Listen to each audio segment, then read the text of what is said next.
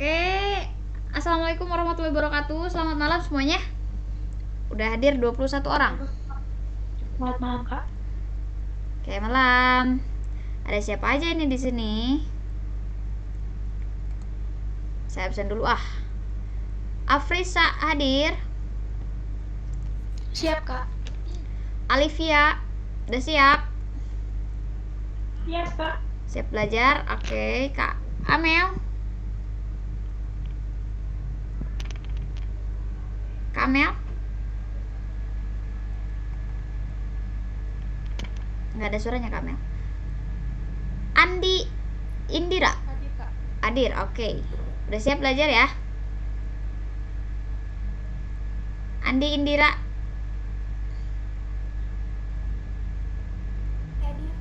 Hadir, Kak. Hadir dan siap tentunya, oke?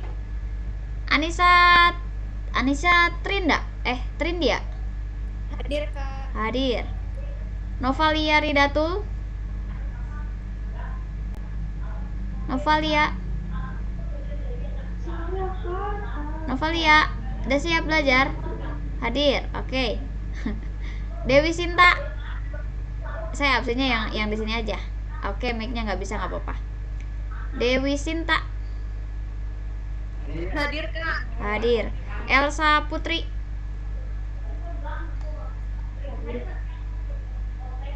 Elsa Putri udah siap belajar? Oke. Ada, oke. Fadila Intan. Hadir, Kak. Herman. Hadir, Kak. Jasmine.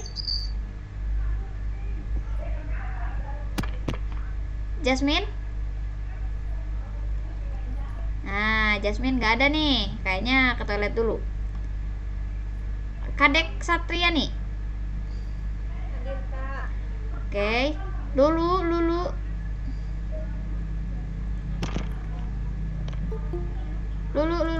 Hadir, Kak. Hadir. Oke, siap. Mela. Hadir, Kak. Miftah Zalifah. Hadir, Kak. Nabila Fadilah. Hadir, Kak. Hadir. Sally.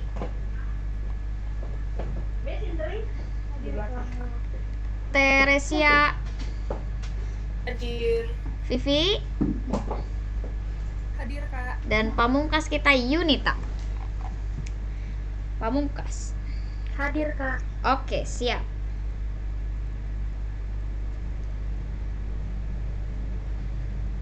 Hari ini kita ketemu di pertemuan kedua ya. Kemarin jaringannya sempat keputus karena pakai Zoom. Kita hari ini pakai Meet dan nggak live streaming. Saya record langsung. Biar ini nanti sisa upload aja ke YouTube. Untuk yang nggak hadir, kita nanti record. Maaf tadi suaranya putus-putus. Oke, siap. Apa gimana Rati?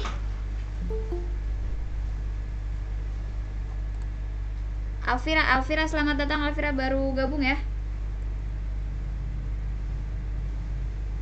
Kak, saat tadi belum di absen. Oh, Rati Ani belum ke absen. Baru gabung tadi nggak? Kelewat. Oke. Rati Ani udah siap dan hadir ya? Udah hadir dan siap ya. Baik. Kalau kayak gitu kita mulai pembelajarannya. Kemarin di pertemuan pertama, ini mohon maaf saya nggak bisa on cam karena webcam saya di atas dan saya di bawah, sebelum ke atas. Kemarin kita udah sempet kenalan, kemudian udah sempet juga bincang-bincang dikit aja karena keburu keputus sinyalnya. Dan alhamdulillah hari ini sinyal Telkomsel udah kembali membaik. Dan saya nggak live streaming ini, jadi nggak kesana kemari mungkin sinyalnya.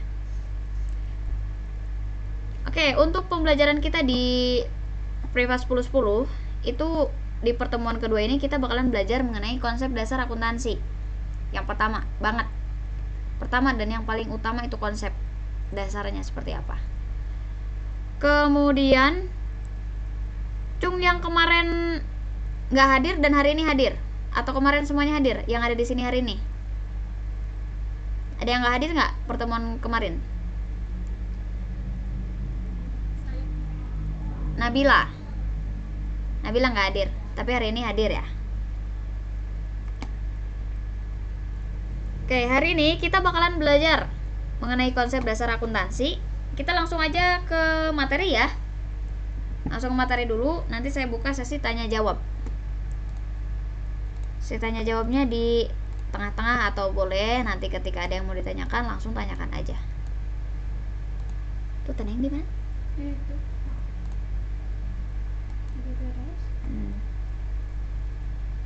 PowerPoint-nya belum dibuka guys, sebentar. Wait. Tapi ini saya record juga sih. Bentar.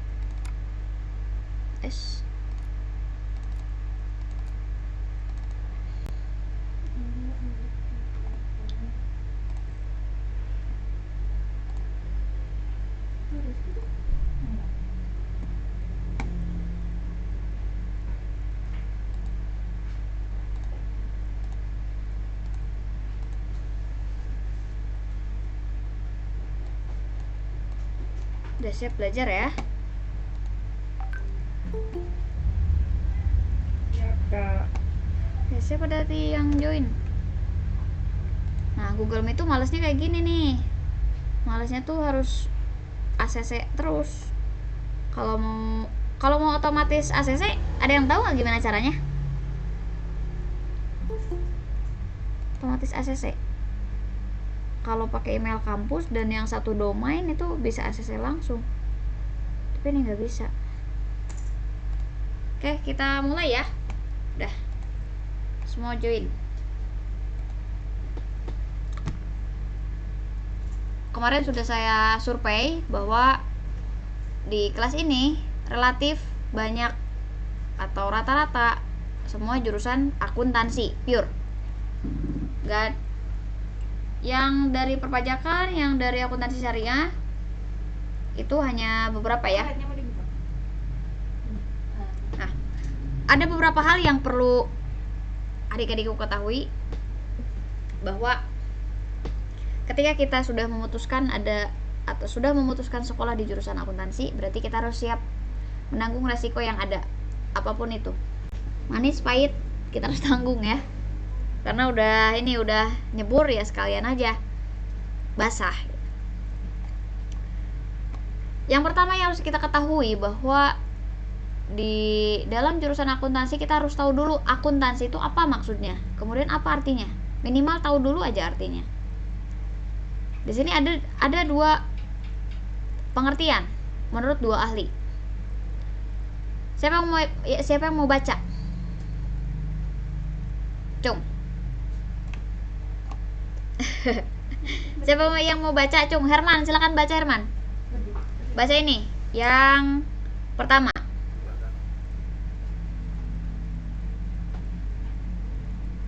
Halo? Herman mana Herman? Saya boleh kak. Oh boleh, Afrisa aja deh, oke. Afrisa silakan baca pengertian akuntansi dua-duanya aja lah langsung. Tapi pelan-pelan ya. Oke. Menurut American Institute of Certified Public Accounting, dalam buku Accounting Intermediate Dr. Zaki Baridwan, akuntansi adalah suatu kegiatan jasa. Fungsinya adalah menyediakan data kuantitatif, terutama yang mempunyai sifat keuangan dari kesatuan usaha ekonomi yang dapat digunakan dalam pengambilan keputusan-keputusan ekonomi dalam memilih alternatif dari suatu keadaan. Menurut Warren Rivers, dalam buku pengantar akuntansi ialah sistem informasi yang menghasilkan laporan kepada pihak-pihak yang berkepentingan mengenai aktivitas ekonomi dan kondisi perusahaan. Oke, siap. Terima kasih Afrisa. Dari kedua pengertian ini, saya bisa menyimpulkan, ya, kesimpulannya dari kedua pengertian ini, intinya bahwa kegiatan utama dari akuntansi itu sendiri adalah kegiatan jasa. Jasanya jasa apa? Jasa menyediakan informasi keuangan. Informasi keuangan sifatnya seperti apa? Nah, menyediakan data kuantitatif. Ada yang tahu pengertian kuantitatif dengan kualitatif?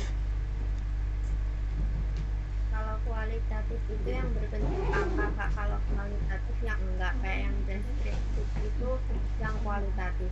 Oh, oke. Kuantitatif angka. Kalau kualitatif berarti kualitas. Artinya kalau kualitas kita sebentar, ada yang join. Ciri utamanya kuantitatif adalah angka. Maksudnya apa angka itu? Nah, kita bisa korelasikan dengan laporan keuangan. Di laporan keuangan bentuknya angka atau deskripsi? Angka Kak. Angka. Nah, itulah yang dimaksud dengan kuantitatif. Jadi informasi keuangan itu sifatnya data kuantitatif. Jadi angka tapi berjuta makna gitu. Kemudian tadi sudah dijelaskan bahwa akuntansi itu tujuan utamanya menyediakan informasi keuangan, dan informasi keuangan tersebut pasti ada gunanya. Gunanya untuk apa? Untuk pengambilan keputusan di dalam ruang lingkup ekonomi atau di dalam aktivitas ekonomi. Untuk apa? Keputusan apa? Otomatis untuk keputusan yang terbaik bagi kemajuan sebuah perusahaan gitu. Itu pengertian dari akuntansi. Jadi setelah kita memutuskan untuk sekolah di jurusan akuntansi, otomatis tujuan utama kita minimal pertama harus bisa membuat laporan keuangan. Yang kedua, harus bisa membaca laporan keuangan. Dan yang ketiga, kita harus bisa mempresentasikan sebuah laporan keuangan kepada pihak lain.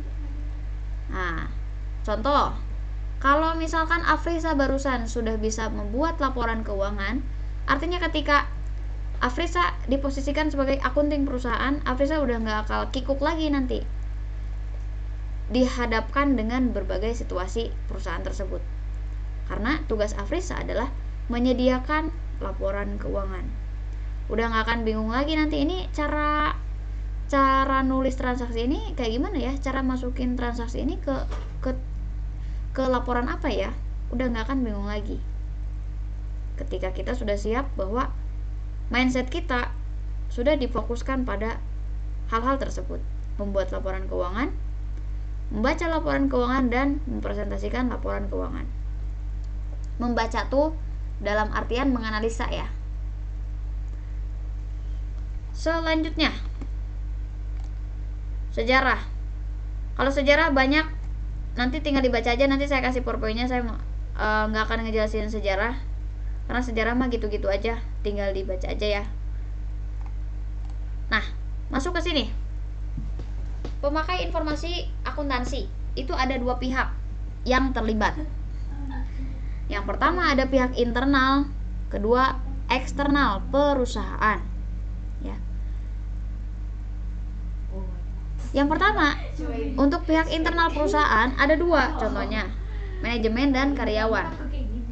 Dari masing-masing jabatan ini ada maksud-maksud tertentu. Kenapa? Atau ada alasan tertentu kenapa pihak manajemen dan karyawan kok membutuhkan laporan keuangan ya, ada apa gitu kan. Otomatis ketika kita membutuhkan sesuatu berarti kita mempunyai alasan untuk menggunakannya untuk apa. Contoh, Afrisa pengen beli handphone baru, pengen beli iPhone 13 plus katanya. Untuk apa Afrisa? Ditanya sama orang tuanya. Oh Pak, Bu, saya pengen foto-foto biar estetik, biar keren gitu kan. Itu tujuan simpelnya, tujuan sederhananya. Nah, pihak manajemen dan karyawan juga pun sama. Ketika manajemen dan karyawan menginginkan sebuah laporan keuangan perusahaan, berarti ada maksudnya. Yang harus kita ketahui apa di dalamnya ya kan. Yang pertama untuk manajemen. Manajemen berarti fungsi utamanya adalah mapping. Ada yang tahu maksudnya mapping apa? Mapping, map. Tahu nggak? Jangan takut salah. Pemetaan kah? Pemetaan. Oke, betul. Jadi pemetaan, manajemen tuh pasti di bagian pemetaan. Pemetaan apa? Bukan pemetaan Google Maps, tapi pemetaan konsep. Konsep perusahaan itu mau misalkan ya, kita bergerak di bidang jasa. Operasional perusahaan kita mau seperti apa, kemudian apa yang kurang, apa yang sudah baik, apa yang harus ditingkatkan, itu dinilai oleh manajemen. Kemudian karyawan membutuhkan laporan keuangan untuk fungsinya masing-masing. Contoh, kalau karyawan misalkan siapa ya, Herman kerja di bagian marketing misalkan, marketing perusahaan, otomatis ketika Herman berada di posisi marketing, Herman harus tahu laporan keuangan perusahaan. Kenapa harus tahu? Untuk apa? Untuk peningkatan. Sama, manajemen dan karyawan tujuan utamanya adalah untuk meningkatkan operasional perusahaan ke arah yang lebih baik lagi dari periode sebelumnya. Manajemen tadi bagian mappingnya atau bagian pemetaan konsepnya, karyawanlah sebagai pelaksana dari konsep manajemen yang tadi. Kalau ada pertanyaan silakan ditulis dulu, nanti saya buka sesi pertanyaan setelah saya selesai menjelaskan ya. Nanti kalau nggak ditulis takutnya lupa kalian. Yang kedua, ada pihak eksternal nih. Pihak eksternal perusahaan ada 4. Yang pertama pemilik, kedua kreditor, 3 investor, 4 pemerintah. Dari masing-masing aspek ini berbeda tujuannya, punya tujuan masing-masing. Kenapa mereka membutuhkan laporan keuangan dari perusahaan? Yang pertama pemilik. Contoh Afrisa lagi punya perusahaan konsultan akuntansi. Amin. Bisa buka konsultan akuntansi pribadi. Amin. Oke. Afrisa itu seorang pemilik nih, pemilik perusahaan. Afrisa punya karyawan. Karyawan itu di bagian manajemen, kemudian di bagian strata bawahnya ada sampai ke bagian terkecilnya itu ada, mempunyai karyawan. Manajemen kan juga masuk ke karyawan ya, cuman beda jabatan aja. Pemilik, menurut kalian, pemilik itu langsung berhubungan dengan operasional perusahaan atau enggak ya? Kalau pemilik, kalian bos nih, bos langsung berhubungan enggak? Berhubungan enggak kira-kira? Tidak secara langsung. Oke, sip. Pemilik tidak berhubungan secara langsung dengan operasional perusahaan. Artinya apa? Artinya pemilik hanya mengetahui secara garis besarnya aja bahwa perusahaannya itu, oh hari ini perusahaan saya sedang naik-naiknya labanya tuh. Kemudian periode sebelumnya saya sempat mengalami penurunan laba. Seperti itu misalkan. Pemilik tuh hanya tahu secara garis besarnya aja. Yang tahu secara mendetail adalah pihak internal.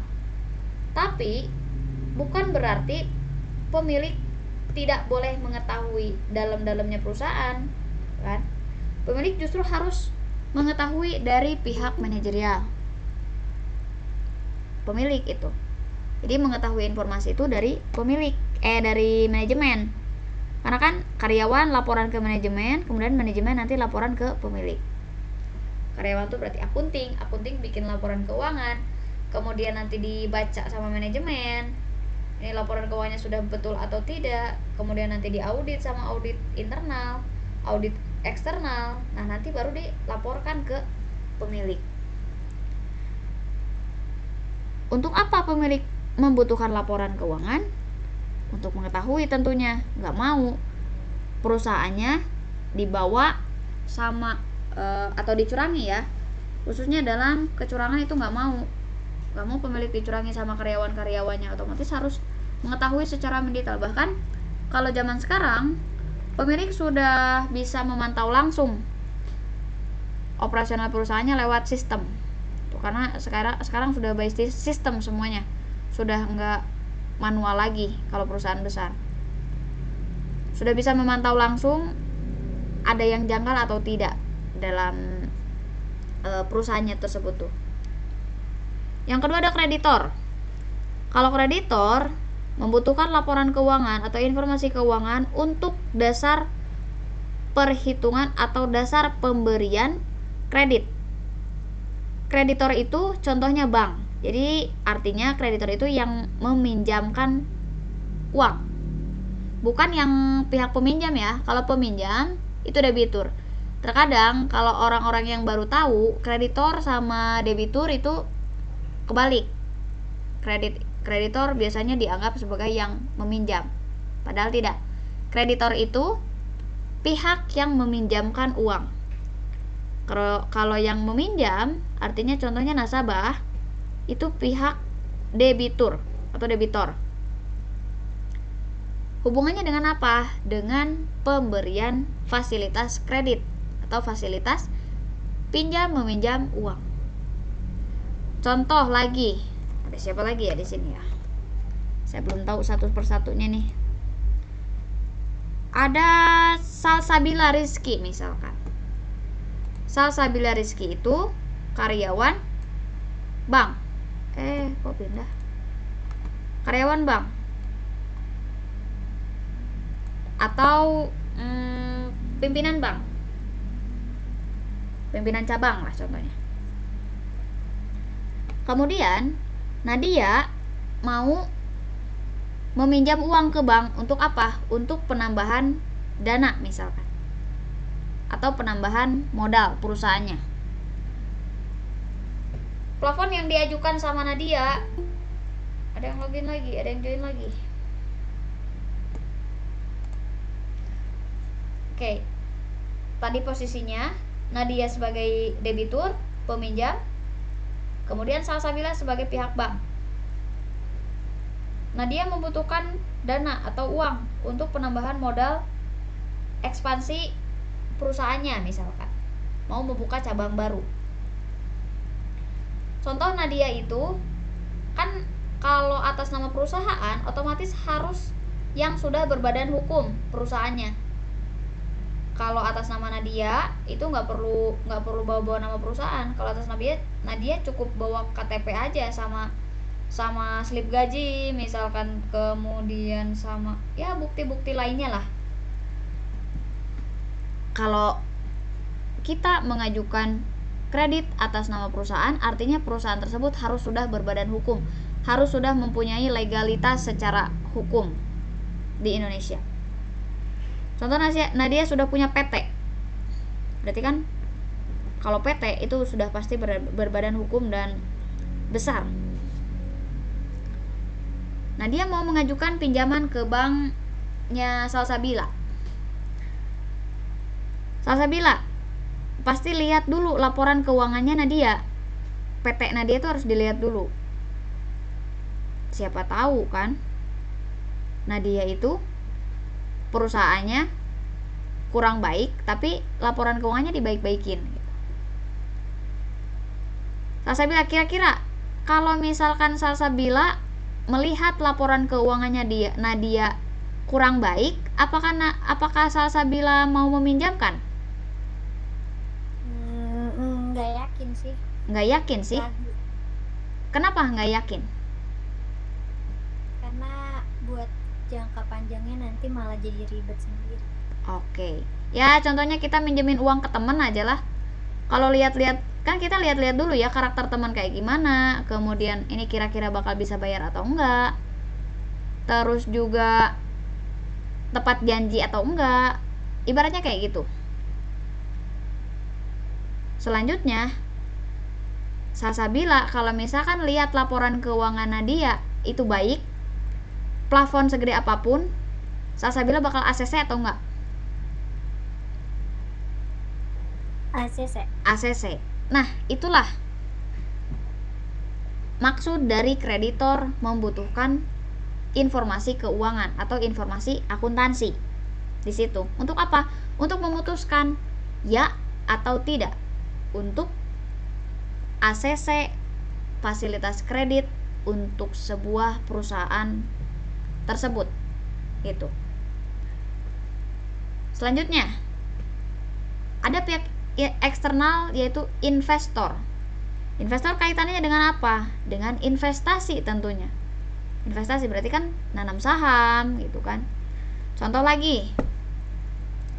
Siapa ya di sini ya? Teresia. Teresia itu seorang investor. Calon investor di perusahaannya Nadia. Teresia harus bisa baca laporan keuangan, harus bisa menganalisa laporan keuangan. Kenapa? Harus bisa menghitung juga. Menghitung apa? Menghitung rasio. Nanti itu. Yang semester 1, 2 belum belajar rasio analisa laporan keuangan mungkin ya. Mungkin yang sudah semester 5, 6, 7, bahkan yang 8 itu pasti sudah mengetahui rasio dari laporan keuangan, materinya dan pengaplikasiannya tentunya. Seorang investor harus bisa menganalisa laporan keuangan untuk memutuskan ya atau tidak mau investasi di perusahaannya yang kita tuju tersebut gitu. Contoh Teresia, kalau lihat laporan keuangan Nadia-nya baik, Teresia mau nggak untuk nanam saham di Nadia? Mau. Kenapa mau?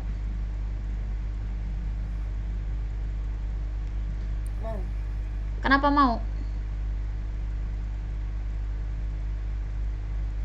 Karena laporannya sudah baik. Karena laporannya sudah baik. Kalau misalkan laporan keuangannya jelek, mau nggak? Mau nggak, Dek? Dipertimbangkan kembali. Dipertimbangkan kembali. Ada laporan yang kurang baik. Oke, sip. Pada intinya, investor membutuhkan laporan keuangan untuk keputusan investasi ya atau tidak. Kenapa? Hubungannya nanti dengan kerugian. Ya, nggak jauh-jauh beda lagi. Kita misalkan mau investasi ke usahanya temen lah. Kita lihat-lihat dulu kan, teman itu usahanya apa, terus perusahaannya kegiatannya banyak atau enggak, laku atau tidak, itu. Kemudian dia jujur atau enggak, kan kita pasti menilai ke hal-hal tersebut. Kalau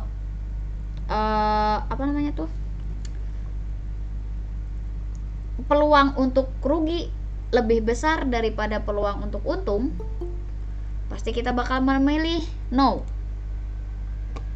untuk investasi di perusahaannya Nadia.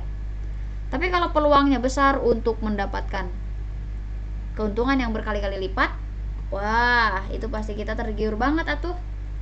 Jangankan keuntungan yang berkali lipat, minimal 10 kali lipat aja udah pasti melek kita tuh kan. Apalagi dalam bidang saham, wah banget itu pergerakannya tuh cepat turun naiknya tuh.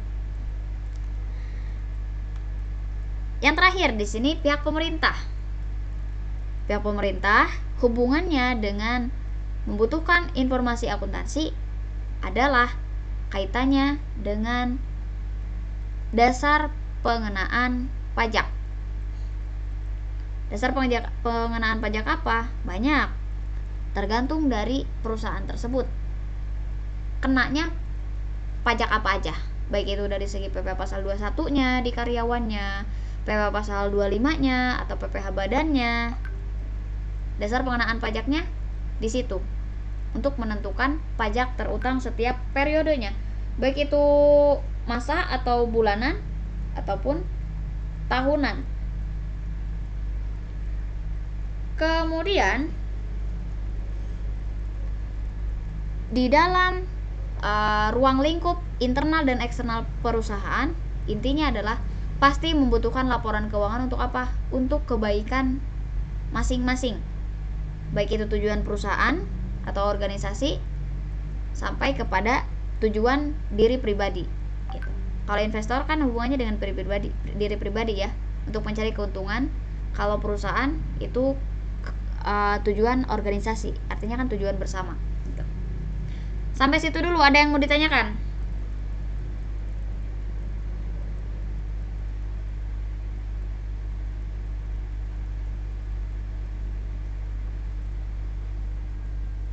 Ada yang mau ditanyakan? Mungkin lanjut dulu Kak. Lanjut dulu, oke. Selanjutnya profesi akuntansi nih. Kita tuh kalau ada di jurusan akuntansi nggak monoton jadi akunting perusahaan, nggak. Kemudian kita misalkan cita-citanya mau jadi kasir perusahaan, tidak. Atau mau jadi dosen, nggak. Tapi ada pekerjaan-pekerjaan lain yang menjanjikan karirnya. Salah 4-nya. Yang pertama, ada akuntan publik. Karena di sini ada 4, jadi bukan salah 1, tapi salah 4. Yang pertama ada akuntan publik. Ada yang tahu akuntan publik apa? Ada yang udah tahu belum? Akuntan publik itu apa?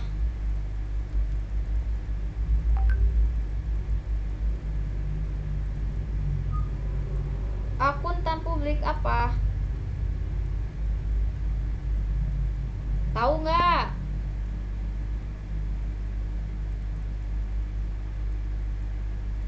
Biasanya itu dia yang membantu memeriksa laporan keuangan perusahaan. Oke, sip. Akuntan publik itu auditor eksternal. Jadi dari luar, itu akuntan publik. Kalau akuntan pemerintah, itu akuntan yang tugasnya di pemerintahan. Ini sebetulnya sudah spesifik ya. Udah nggak perlu dijelasin lagi bahwa akuntan publik itu apa, akuntan pemerintah itu apa, akuntan swasta dan akuntan pendidik. Karena ini sudah jelas dari namanya. Tinggal nanti dilihat-lihat aja prospeknya seperti apa, kemudian tugas pokok dan fungsinya masing-masing itu apa aja. Akuntan pendidik contohnya dosen. Dosen itu akuntan pendidik. Kenapa? Karena selain dirinya mampu mengerjakan laporan keuangan, disebut dengan akuntan dan sudah meraih gelar magister dan profesi akuntansinya, tapi di sisi lain orang tersebut berperan sebagai pengajar, artinya kan pendidik. Selanjutnya nih, ada 2 konsep dalam pencatatan akuntansi. Yang pertama cash basis, yang kedua accrual basis.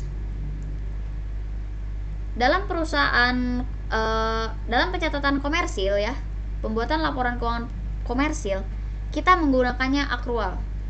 Accrual itu apa? Seluruh transaksi perusahaan, baik itu menggunakan kas atau tidak, sudah terrealisasi atau belum kasnya, tetap diakui. Diakui di apa? Diakui di laporan keuangannya. Berarti nggak akan ada yang terlewat.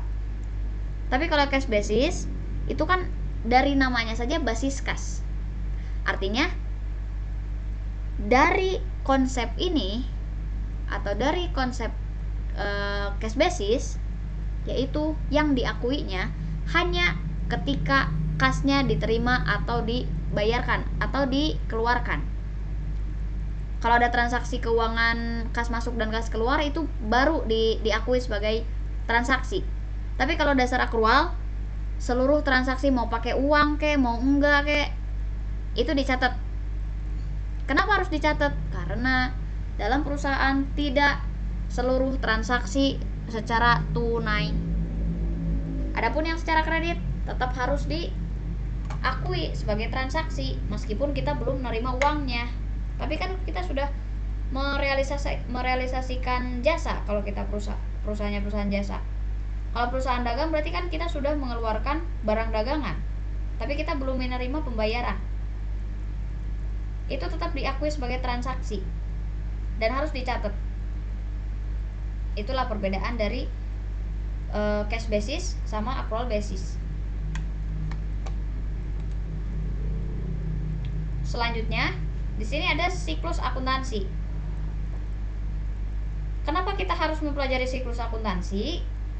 Karena siklus akuntansi itu bisa dikatakan sebagai jalan menuju laporan keuangan.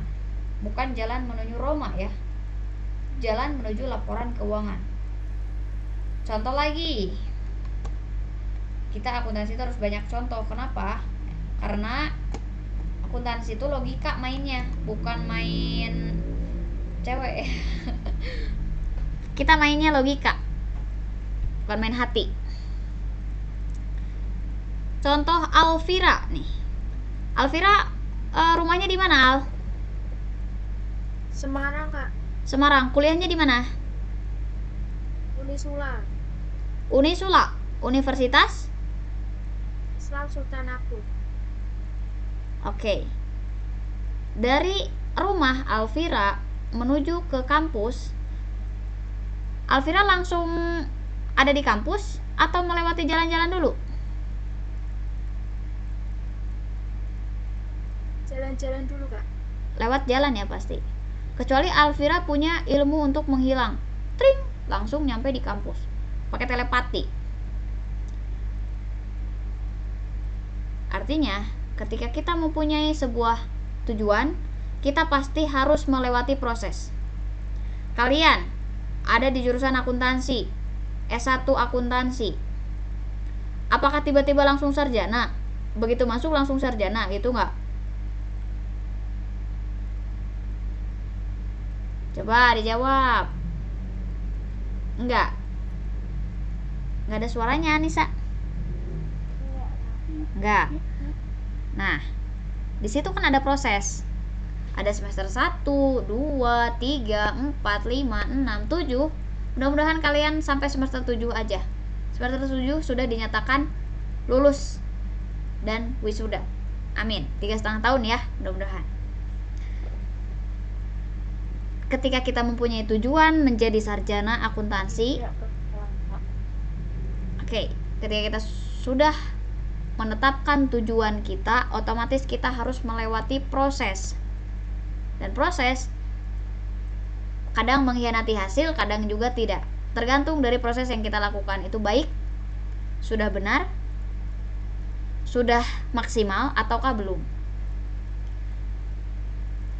Begitupun di dalam laporan keuangan. Prosesnya memang panjang. Dimulai dari analisa transaksi. Sudah dianalisa, kita masih ada proses lain. Posting jurnal, baik itu jurnal umum atau jurnal khusus. Habis diposting di jurnal umum, kita nggak tiba-tiba langsung melangkahi tahap ini.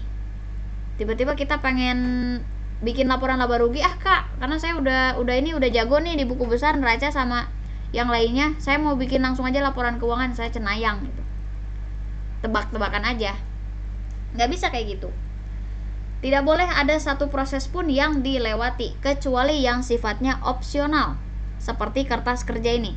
Kalau kertas kerja sifatnya opsional, artinya kalau opsional pilihan, ya. Tapi tidak, maksudnya tuh gini, pilihan tuh boleh ada kan, boleh enggak. Lebih baik pakai ketika kalian mudah untuk mengerjakan laporan keuangan. Jadi kertas kerja itu sifatnya memudahkan. Boleh pakai, boleh enggak. Kecuali yang itu yang sifatnya opsional, boleh dilewati. Tapi kalau yang sifatnya wajib, kayak analisa dulu transaksinya, kemudian diposting ke jurnal umum, posting lagi ke buku besar, dan dirangkum dalam neraca percobaan atau neraca saldo awal, itu harus berurutan. Akuntansi itu sistematis. Tidak boleh ada tahap yang tertukar ataupun ada tahap yang dilewati. Itu sifatnya akuntansi. Kalau misalkan ada satu tahap aja yang terlewat ataupun ada satu akun aja yang terlewat, itu akibatnya sangat fatal. Kenapa fatal? Karena mengakibatkan tidak sesuai informasi keuangannya nanti. Selanjutnya, setelah neraca percobaan ini atau neraca saldo, langsung kita menyesuaikan akun-akun yang harus disesuaikan. Kemudian nyusun kertas kerja, barulah laporan keuangan dan jurnal penutup. Dari materi-materi ini, dari poin-poin ini ada pertemuannya masing-masing. Kalian nggak perlu khawatir, jurnal umum ada pertemuannya sendiri, buku besar, dan seterusnya sampai ke laporan keuangan dan jurnal penutup itu ada pertemuannya masing-masing. Kalau hari ini saya jelaskan secara keseluruhannya dulu. Kalian tuh harus tahu dulu sesuatu yang harus kita kerjakan dan sesuatu yang akan kita kerjakan. Kita harus tahu dulu supaya apa? Supaya terarah. Kita arahnya mau kemana, jadi nggak kesana kemari. Makanya secara umum saya sampaikan di pertemuan ini. Ini tuh merupakan gambaran yang akan kita pelajari di pertemuan-pertemuan berikutnya. Ini pengertiannya bisa dibaca aja karena saya nggak baca di sini. Saya langsung langsung jelaskan aja. Pengertiannya nanti bisa dibaca ya.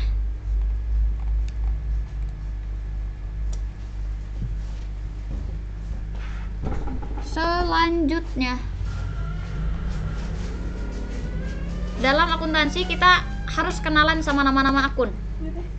Kenalan sama nama akun, karakteristiknya seperti apa, kemudian cara pemakaiannya seperti apa.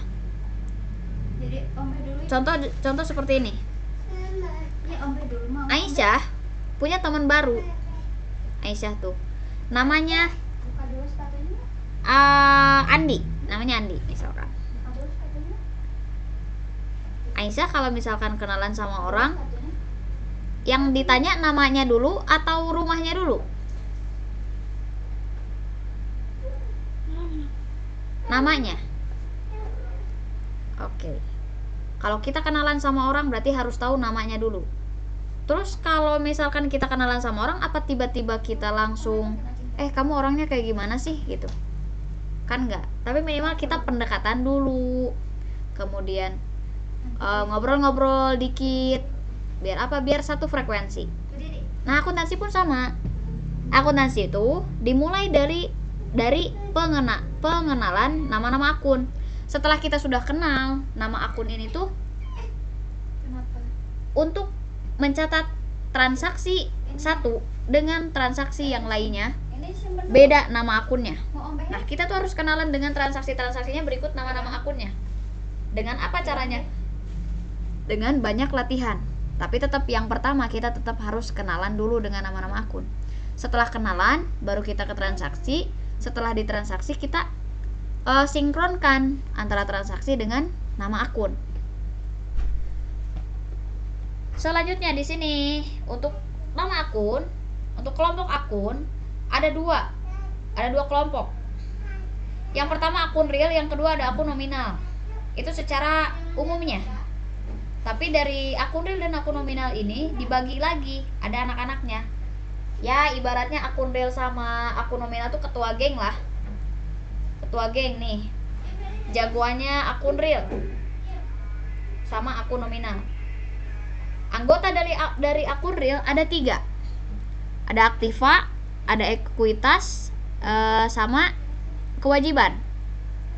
Aktiva itu harta, kalau kewajiban itu hutang. Dan ekuitas adalah modal. Berikutnya ada akun nominal. Akun nominal itu sifatnya sementara. Artinya kan di sini kalau sementara ibaratnya cuman penyeimbang aja. Pacar tuh pacar sementara. Kalau jodoh udah nikah baru itu selamanya akun real. Pacar berarti ibaratnya akun nominal. Kalau akun real ibaratnya jodoh. Kalian udah punya jodoh belum? Belum. Belum ketemu. Belum. Belum ketemu ya. Saya juga belum tahu nih jodoh saya siapa. Aduh. Kemudian kalian udah punya pacar? Cung yang punya pacar? Belum. Jomblo? Udah. Oke, yang punya pacar alhamdulillah. Tapi hati-hati sama ditinggalin pas lagi nggak sayang-sayangnya ya. Selanjutnya kita back to topik lagi. Ibaratnya akun nominal hanya penyeimbang saja. Jadi sifatnya sementara ya. Atau temporal. Dalam bahasa Inggrisnya disebut dengan temporary. Contoh gini. Di akun nominal ada pendapatan dan biaya. Pendapatan sama biaya kalian bisa lihat wujudnya atau enggak?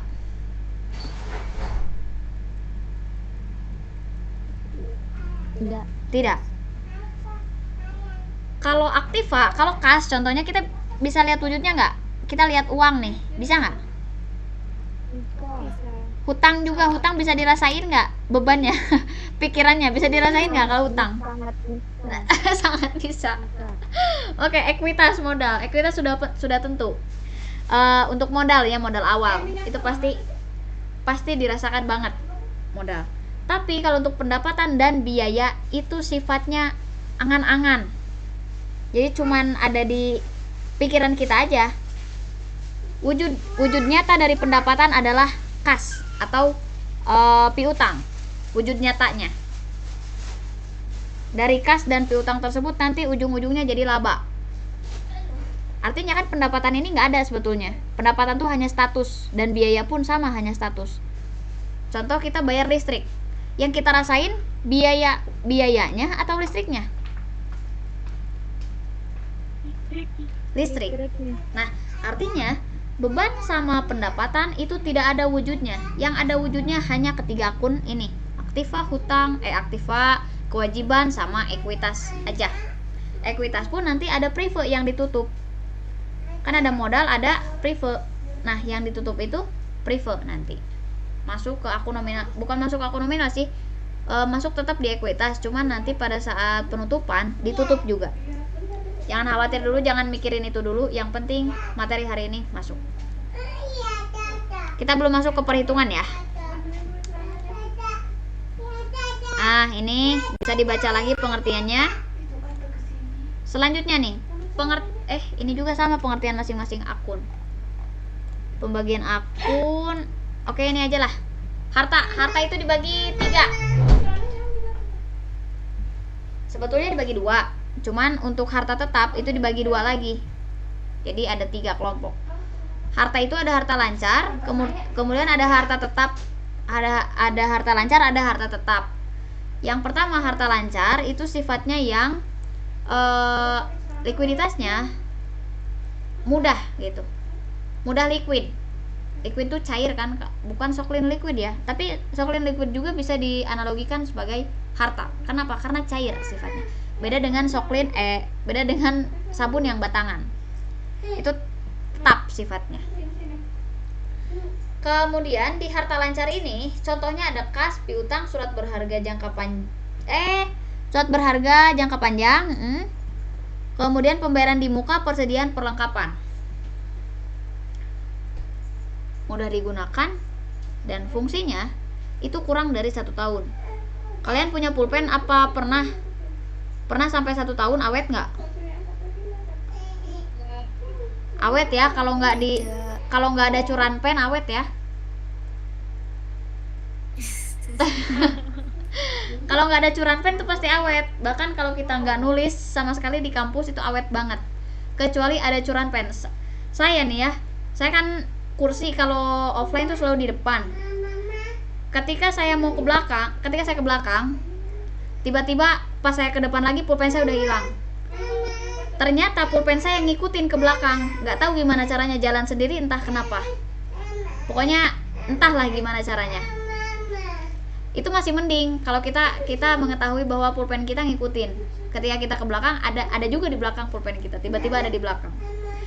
Yang lebih parahnya lagi, saya ke belakang, ke depan udah nggak ada, dan ketika ditanya pulpen saya kemana nggak ada yang jawab. Itu yang lebih parah gitu. Berarti itu ada curan pen. Keunikan nih, siapa yang belum pernah kuliah offline sama sekali? Ada? Ya, selamat menikmati aja ya.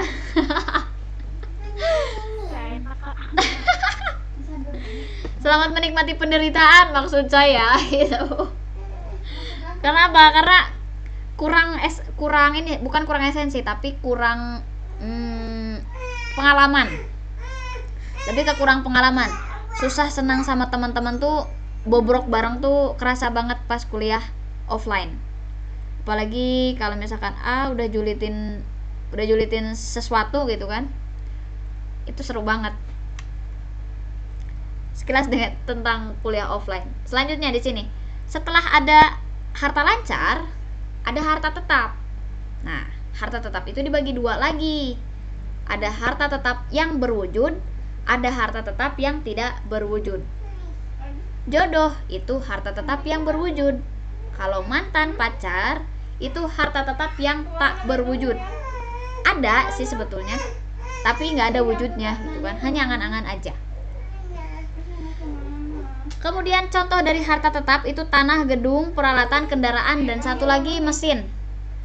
Mesin itu masuk ke harta tetap yang berwujud. Harta tetap berwujud segala sesuatu yang bisa kita raba, sesuatu yang bisa kita lihat, dan umur ekonomisnya lebih dari 1 tahun atau kegunaannya bisa melebihi 1 tahun, itu dinamakan dengan harta tetap. Contoh handphone. Handphone itu bisa handphone bisa dikatakan sebagai harta tetap yang berwujud. Kenapa? Karena lebih dari 1 tahun umur ekonomisnya. Kemudian ada harta tetap yang tidak berwujud. Contohnya di sini franchise. Kemudian ada goodwill, ada hak paten, ada hak cipta, sama merek dagang. Kalau kalian punya merek dagang, ada yang jualan nggak di sini? Jualan apapun itu, punya merek sendiri. Ada yang udah punya merek? Usaha apapun itu, jasa, dagang atau apapun, ada nggak?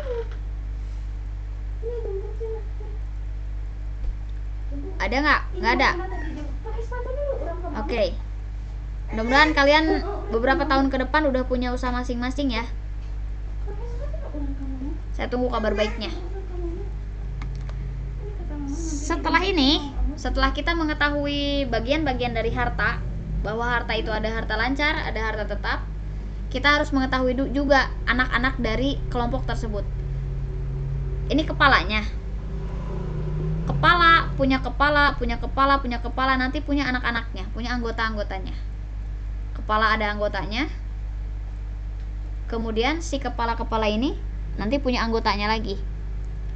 Saya udah kirimkan nama-nama akun belum ke kalian? Belum Kak. Belum ya? Oke.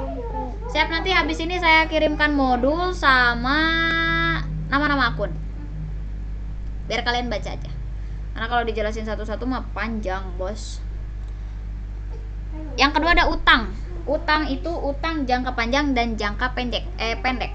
Atau kalau utang jangka pendek sering disebut dengan utang lancar. Tapi bukan berarti ngutangnya lancar ya.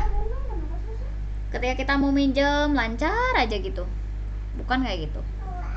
Tapi utang lancar itu hutang yang jangka waktunya kurang dari 1 tahun. Contohnya hutang usaha sama hutang gaji. Kalian sebagai pegawai kalau misalkan utang gaji dimasukin ke hutang jangka panjang, mau nggak? Berarti dibayarnya 1 tahun kemudian, lebih malah. Mau? Tidak. Aduh, tidak ya, kecuali kita kerjanya di zaman penjajahan Jepang, nggak digaji sekalipun kita mau.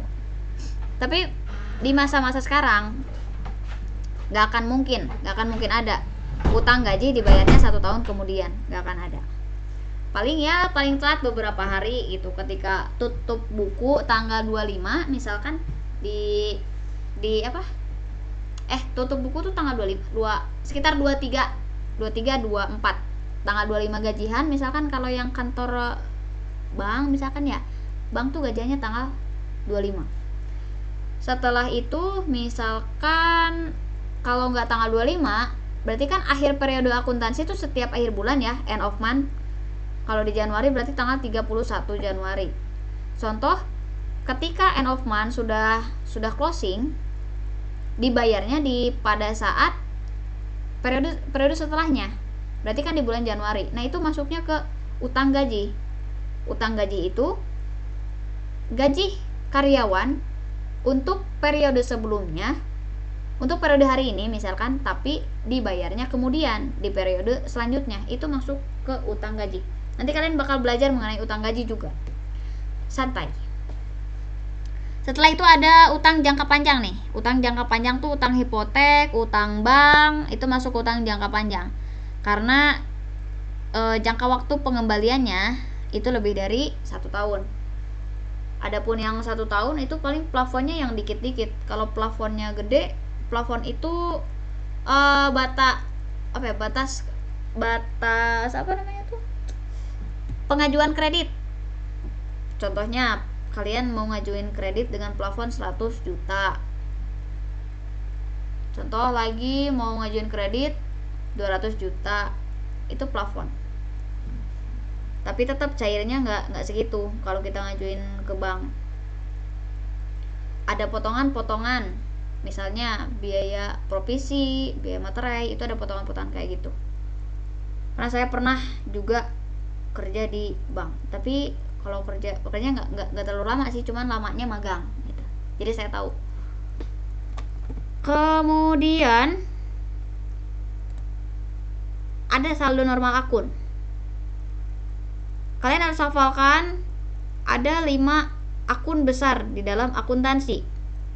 Nanti untuk yang ini jangan dulu dihafal. Hafalkan dulu nomor 1 harta, 2 utang, 3 modal, pendapatan dan biaya. 1, 2, 3, 4, 5. Hafalkan ini dulu. Nanti yang udah hafal bilang, saya tes satu-satu ya. Silakan dihafalkan 5 menit. Ini 5 ini aja urutannya. 1 harta, 2 utang, 3 modal, 4 pendapatan, 5 biaya. 5 menit. Udah. Oke, tunggu 5 menit. Berarti sampai ini kan 43 48 berarti.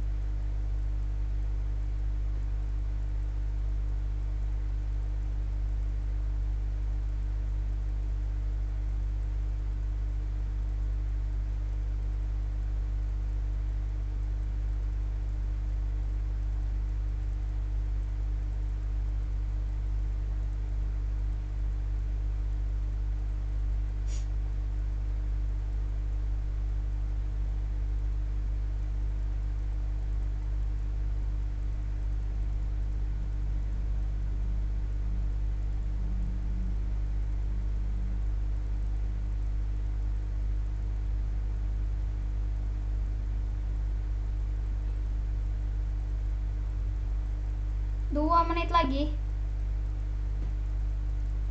3 menit lagi, Deng.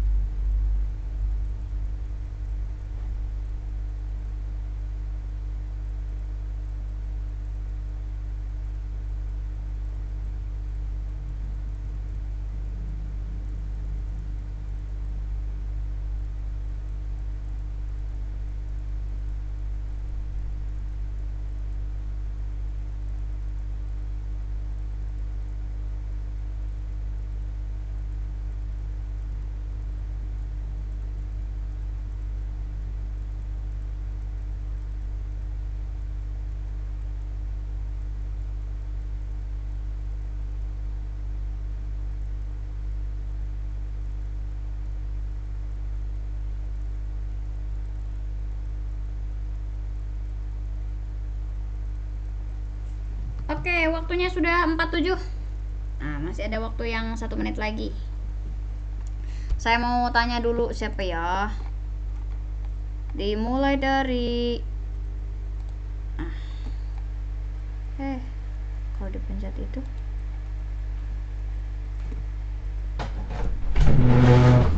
mulai dari siapa ya? Yang udah siap, Cung? Udah siap duluan? Iya. Oke, Lulu. Ada akun apa aja dalam akuntansi? Mana wae iya nya. Ada harta, utang, modal, pendapatan, sama biaya. Oke. Siapa lagi yang hafal? Aku Kak. Anissa, Dewi, boleh. Boleh. Kadek dulu. Harta, utang, pendapatan, biaya. Anissa, silakan.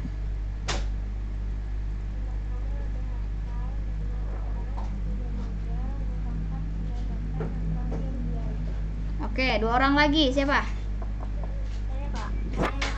Oke, Dewi. Ada modal, harta, utang, modal, pendapatan, sama biaya. Oke. Selanjutnya satu lagi. Siapa? Saya Kak. Yunita, silakan.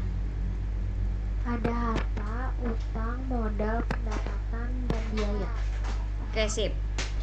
Dari beberapa orang tersebut yang sudah menyebutkan bahwa kelompok akun yang ada dalam akuntansi, kelompok akun besar ya, kepalanya atau biasa disebut dengan head account. Di kepalanya itu pimpinan akun. Keren ya, pimpinan akun. Pimpinan 1 harta, pimpinan 2 utang, pimpinan 3 modal atau ekuitas, pimpinan 4-nya pendapatan, dan yang kelima biaya atau beban. Sebetulnya nanti konteks biaya sama beban beda, tapi nggak apa-apa, kita pakai biaya aja dulu. Karena ada yang pakai biaya, ada yang pakai beban. Kemudian setelah kita mengenal kelima akun ini dan sudah hafal, kita hafalkan saldo normalnya. Ini jadi gini malah. Saya hapus dulu yang ini. Cukup hafalkan ini aja. Nanti yang lain pasti apa namanya tuh? Pasti hafal. Atau ini aja deh. Ya udah bener kayak tadi, Deng.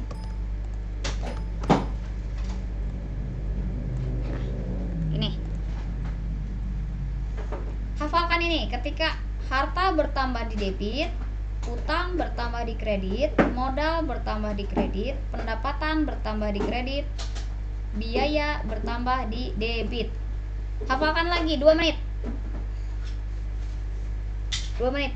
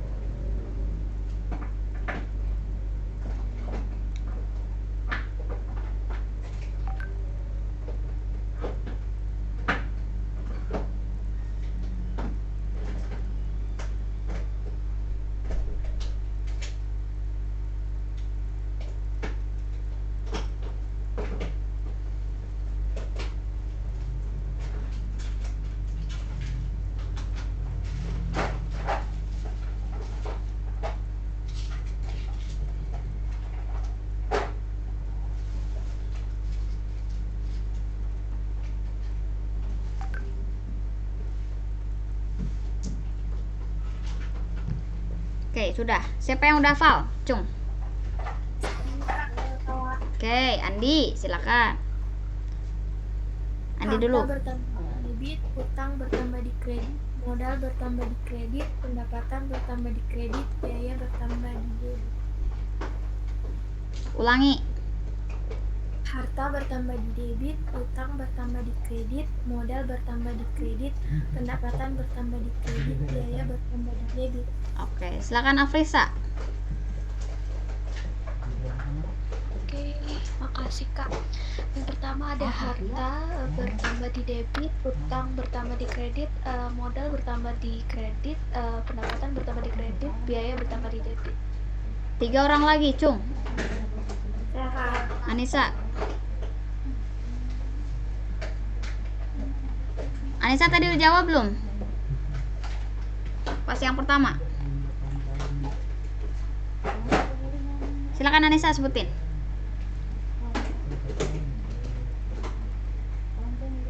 Kayaknya boleh Kak. Boleh. Duluan Kak. Mulai.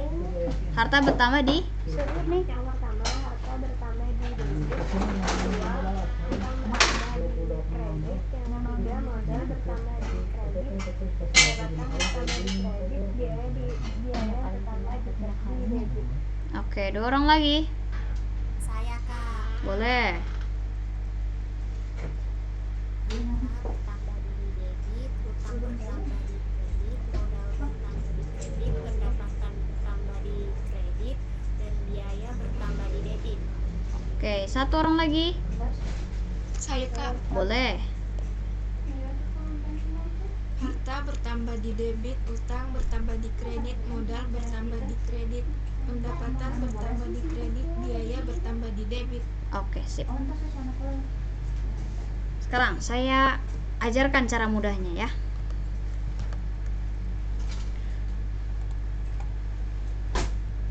Untuk saldo normal akun, kita cukup menghafalkan 1 saja. Yang bertambahnya aja udah. Karena bertambah dengan saldo normal itu sama. Artinya kan saldo normal adalah ketika bertambah. Harta bertambah di debit, utang, modal, pendapatan bertambah di kredit, biaya bertambah debit.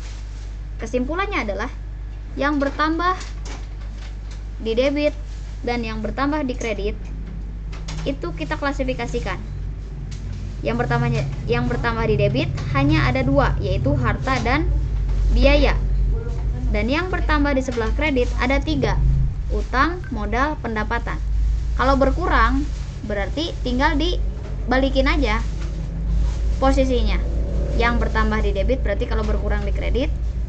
Kalau yang bertambahnya di kredit berarti yang ketika berkurang di debit. Sampai situ. Bisa dipahami sama semuanya? Bisa. Oke. Cung yang belum paham, yang belum bisa, gak perlu malu. Nanti saya kasih solusi soalnya.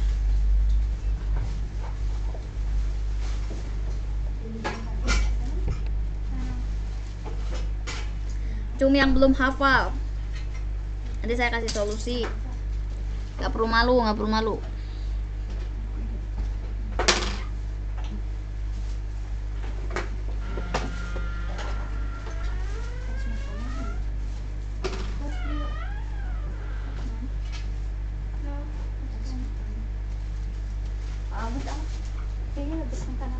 Ayo, berarti udah semuanya paham? Udah semuanya paham? Coba semuanya kompak, paham. Paham.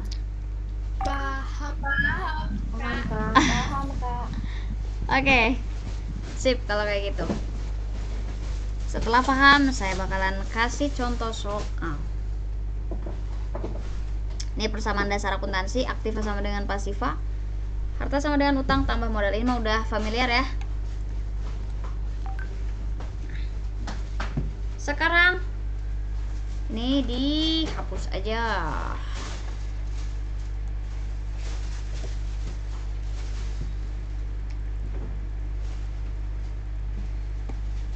Kita terapkan konsep ini. Ketika harta harta tahta Rizka harta bertambah berarti harus ada yang bertambah juga, baik itu utang atau modal. Konsep ini harus diterapkan pada soal yang ini. Silakan dibaca. Siapa ya? Vivi baru gabung ya, baru kelihatan. Vi, baca Vi. Soalnya Ya, aja dulu. Kak. Chris Clark membuka rekening di bank sebesar 50 juta rupiah sebagai modal awal perusahaan salon Clark. Kita analisa dulu. Di sini pemiliknya siapa? Nama pemiliknya siapa? Chris Clark. Susah banget ya nyebutnya. Chris Clark. Itu nama pemilik. Terus nama perusahaannya apa? Salon Pas. Salon Pas ya. Nama pemiliknya Chris Clark, kemudian nama perusahaannya Salon Clark. Kita harus sepakati dulu bahwa kita membuat laporan keuangan itu untuk dari sisi pemilik, si Chris Clark atau salonnya. Kita bikin laporan keuangan dari sisinya si Chris atau dari salonnya? Dari nama perusahaan. Salonnya, oke. Sudah sepakat semua bahwa kita jadi akunting perusahaan tuh tugasnya di perusahaannya, ya, bukan di keuangan pemilik. Kalau pemiliknya itu udah pasti punya istri, punya suami, nggak perlu dicatat lagi keuangannya. Udah punya bendaharanya masing-masing. Nah, yang harus kita catat sebagai akunting kita tuh di sisi perusahaan. Otomatis kita harus nyatet transaksi perusahaan. Nggak perlu kita nyatet pengeluaran pemasukannya si Chris. Itu mah ada yang lain lagi. Gitu. Kemudian di sini jawabannya. Jawabannya Sandy, baca Sen.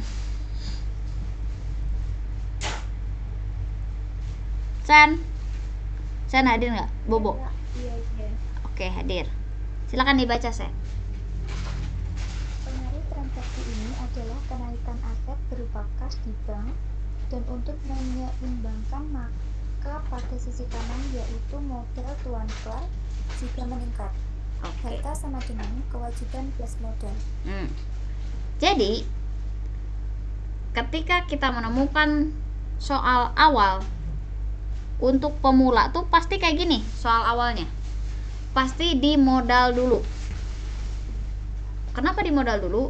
Karena itu pemahaman dasar banget. Untuk apa? Untuk ibaratnya vaksin ya. Kita divaksin corona. Ada beberapa jenis vaksin kan? Berarti kan di situ ada sesuatu yang kita kenalkan. Ada sesuatu yang vaksin kenalkan ke diri kita. Entah itu bakteri atau apa, saya nggak paham mengenai kayak gitu. Cuman intinya katanya ketika kita divaksin, kita itu dikenalkan dengan bakteri asing, tapi bakteri tersebut bakteri baik untuk membentuk antibodi yang baru gitu kan. Nah, di akuntansi pun sama. Pengenalan awalnya soal inilah. Soal yang berupa penyetoran modal. Untuk apa? Untuk mengenalkan mindset kita. Kenalan sama mindset nih. Dulunya yang mindsetnya IPA. Berarti kan IPA tuh hafalan ya. Kalau akuntansi itu lebih ke logika, maka yang harus diasahnya logikanya. Diselaraskan dengan apa? Dengan konsep akuntansi. Di sini konsep akuntansinya adalah harta sama dengan kewajiban ditambah modal. Maksudnya, kalau dalam ilmu matematika biasanya ada A sama dengan B ditambah C. Aku dan dia ditambah aku sama si AA ditambah dia. Gitu. Berarti ada 3 variabel. Aku, kamu, dan dia. Nah, di sini dia itu sama dengan aku dan kamu ibaratnya. Harta itu berdiri sendiri nominalnya. Sedangkan di bagian pasifa ada dua, yaitu kewajiban dan modal. Maksudnya lagi, nominal harta harus seimbang dengan nominal kewajiban ditambah modal. Baik itu kewajiban saja yang ada nominalnya ataupun modal saja yang ada nominalnya, itu boleh. Ataupun di antara keduanya tetap ada nominalnya. Masing-masing misalkan mempunyai nominal yang berbeda, tapi satu yang menjadi acuan harus seimbang dengan harta. Kayak gitu. Kemudian di sini Tuan Kris membuka rekening di bank sebesar 50 juta untuk modal awal perusahaan salon. Artinya, analogi kita atau analisa kita terhadap soal ini yang harus kita catat. Yang pertama, kita harus cari harta. Harta di sini berupa uang, dan uang dalam akuntansi adalah kas.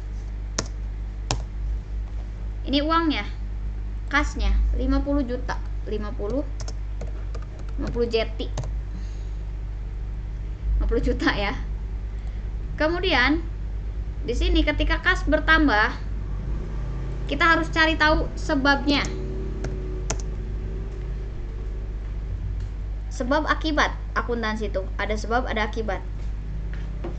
Ketika Ratih marah sama si doi, itu pasti ada sebabnya. Gak akan mungkin Ratih marah tanpa sebab. Nah, begitupun dalam akuntansi, ketika ada penambahan atau pengurangan, itu pasti ada sebabnya. Yang bertambahnya apa dan yang berkurangnya apa. Ataupun bertambah keduanya pun bisa. Contoh di sini, kas bertambah 50 juta. Kemudian kas ini harus kita cari tahu dulu asalnya dari mana, dari pendapatankah atau dari penyetoran pemilik. Ketika Tuan Kris menyetorkan uang untuk pendirian perusahaan berupa salon, maka itu diasumsikan sebagai modal awal. Nah, modal awal 50 juta. Harta sama dengan kewajiban ditambah modal. Artinya, untuk kas dan modal awal ini masuk ke akun. Untuk kasnya sama dengan harta. Sama dengan, di sini tulis ya 50 juta. 50 juta. Di sini kewajibannya 0. Kenapa 0? Karena si Tuan Kris memberikan nominal uang 50 juta ini dari saku pribadinya, bukan dari hasil pinjaman. Kalau misalkan dari hasil pinjaman, maka masuknya ke kewajiban. Tapi kalau pure dari uang saku pribadi, dari rekening pribadi dipindahin ke rekening perusahaan, itu masuknya ke modal.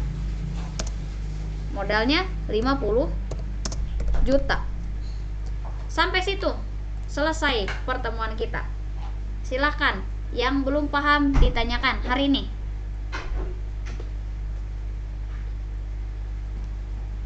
Kesimpulannya, harta sama dengan kewajiban ditambah modal, nominalnya sama. Di harta 50 juta, di aktiva 50 juta, di pasifa pun sama 50 juta. Sampai situ ada yang mau ditanyakan? Cung yang mau bertanya, yang belum paham sama konsep akuntansi.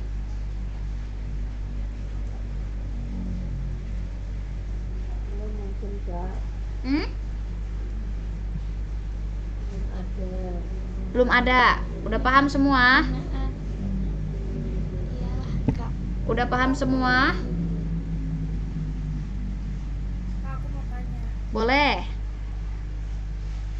Kalau harta, aktiva sama aset itu sama atau ada bedanya, Kak? Harta sama apa? Harta, aktiva sama aset. Harta aktiva sama aset sama. Cuman beda istilah aja. Kalau harta itu bahasa Indonesia. Kalau aktiva itu bahasa akuntansi, bahasa ekonomi. Kalau aset itu bahasa Inggris. Oke, Kak. Terus, Kak. Oke, sama-sama. Ada lagi? Kamu nanya Boleh. yang tadi contohnya utang hipotesis itu gimana Kak ya? Utang hipotek. Iya. Nanti bakalan ada materinya sendiri itu. Intinya itu utang jangka panjang, utang hipotek. Cuman beda Oh, iya. beda kan ada utang bank, utang hipotek, utang obligasi. Itu ada materinya masing-masing. Ada lagi? Itu Boleh? Ini dihentikan aja ya share screen-nya. Saya mau lihat gimana? itu yang bagian kewajiban, Kak. Maksudnya kayak gimana itu, Kak? Gimana deh? Ulangi. Yang kewajiban, Kak, yang harta plus kewajiban plus modal itu kewajiban kok bisa tidak ada, maksudnya Kok bisa tidak ada nominalnya? Maksudnya gimana? Suaranya kecil deh. Coba diulangi. Desainnya kecil. jaringannya putus-putus, Kak. Mungkin tadi yang ditanya itu kenapa kewajibannya kok nol gitu, nggak ada nominalnya. Oh, Itu mungkin yang ditanya. Kak, ya. oke, sip. Karena sudah dipaparkan tadi bahwa ketika nih mana ya? PowerPoint-nya hilang.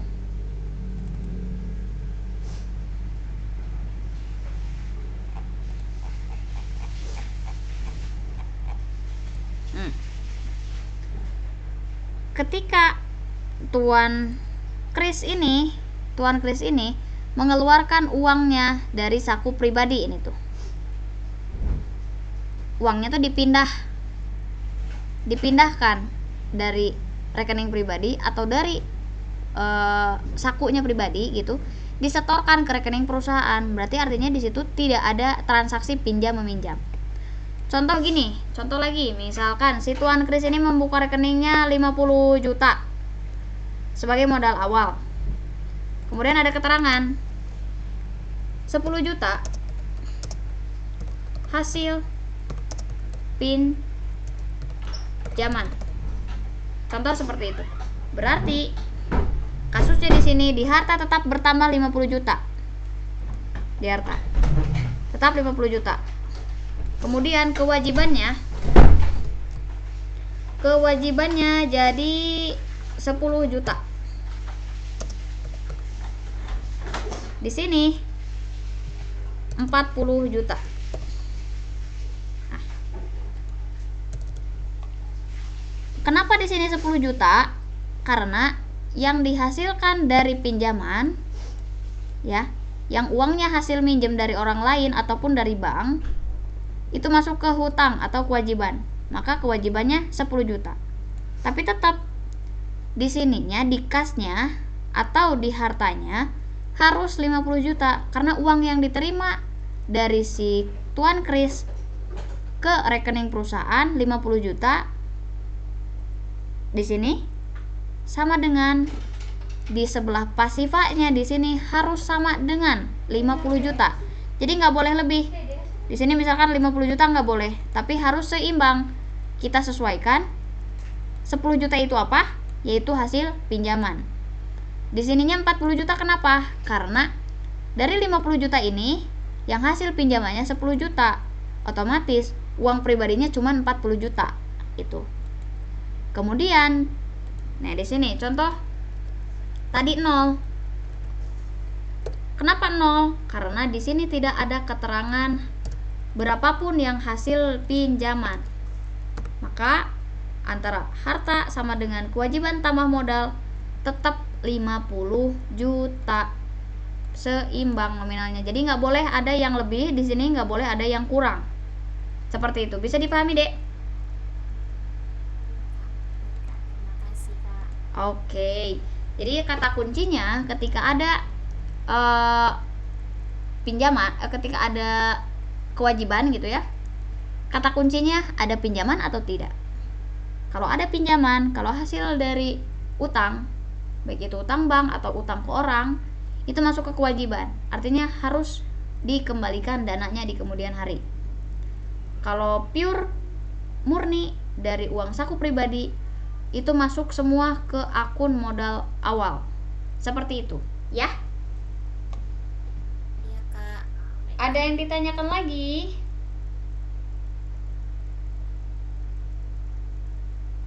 Ada yang ditanyain lagi?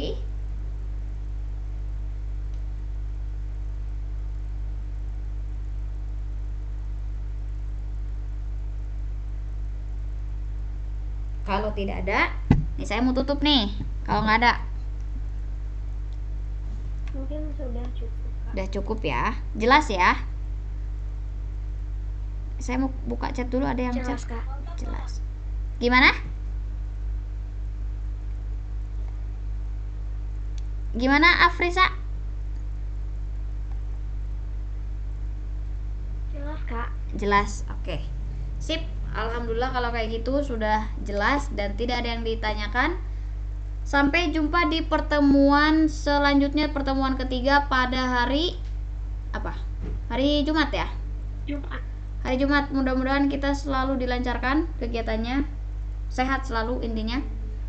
Dan jangan lupa, jangan menyerah sama akuntansi. Akuntansi itu mudah. Cuman kadang kitanya aja yang sulit untuk berpikir.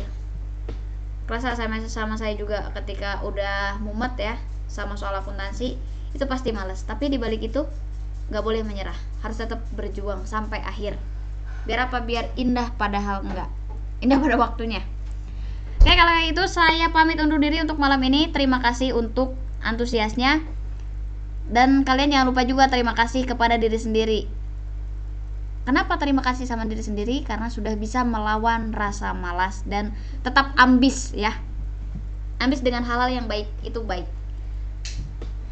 Saya pamit untuk malam ini.